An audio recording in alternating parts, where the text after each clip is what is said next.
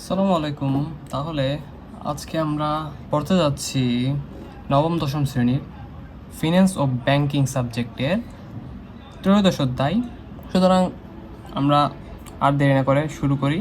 কেন্দ্রীয় ব্যাংকের কিছু বৈশিষ্ট্য জানব, গুরুত্বপূর্ণ বৈশিষ্ট্য যা সিকিউতে আপনাদের হেল্প করবে এবং এমসিকিউতে হেল্প করবে।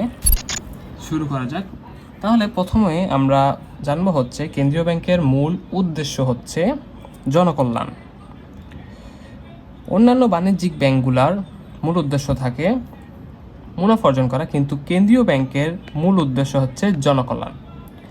তারপরে যাওয়া যাক কেন্দ্রীয় ব্যাংকের যে সরকারের ব্যাংক বলা হয়। কেন্দ্রীয় ব্যাংকে কি বলা হয়? সরকারের ব্যাংক বলা হয়। কেন সরকারের ব্যাংক বলা হয়? কারণ কেন্দ্রীয় ব্যাংক নিয়ন্ত্রণ করে সরকার।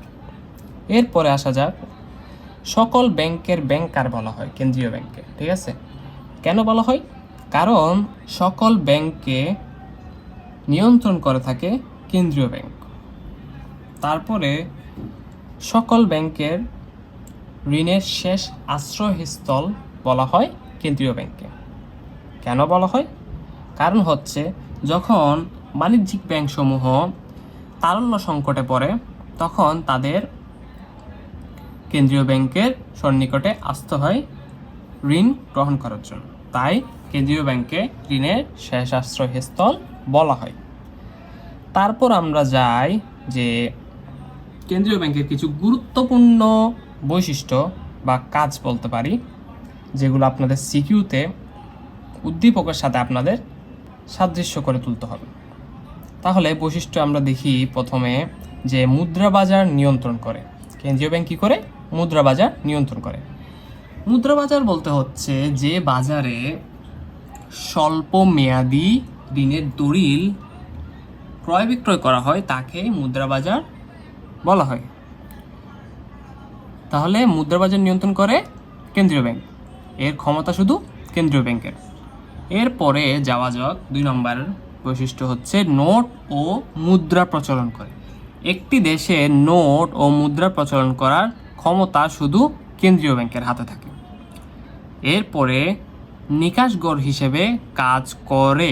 ঠিক আছে, তাহলে কেন্দ্রীয় ব্যাংক নিকাশগড় হিসেবে কাজ করে। নিকাশগড় এর ইংরেজি হচ্ছে ক্লিয়ারিং হাউস, অর্থাৎ নিকাশগড় বলতে আন্তঃব্যাংকিং লেনদেনসমূহের নিষ্পত্তি স্থল। ঠিক আছে, তারপরে এরপরে বৈশিষ্ট্য আমরা দেখি হচ্ছে কেন্দ্রীয় ব্যাংক কি করে? ঋণ নিয়ন্ত্রণ করে। ঋণ নিয়ন্ত্রণ কীভাবে করে? বিভিন্ন পদ্ধতি ব্যবহার করে বা বিভিন্ন নীতি ব্যবহার করে, যেমন জমার হার বৃদ্ধি করে, তারপর ঋণের বরাদ্দকরণ বৃদ্ধি করে, তারপর ব্যাংক হার নীতির মাধ্যমে। এভাবে অনেকভাবে কেন্দ্রীয় ব্যাংক ঋণ নিয়ন্ত্রণ করে থাকে। আর ঋণ নিয়ন্ত্রণ কেন করে?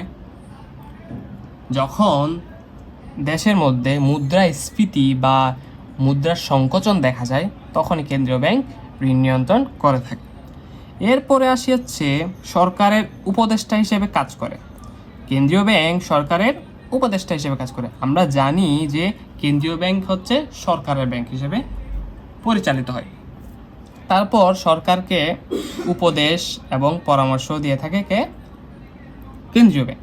ঠিক আছে, তাহলে আপনারা আজকে এই পুরো অধ্যায়ের একটা সামারি দেখে ফেলছেন।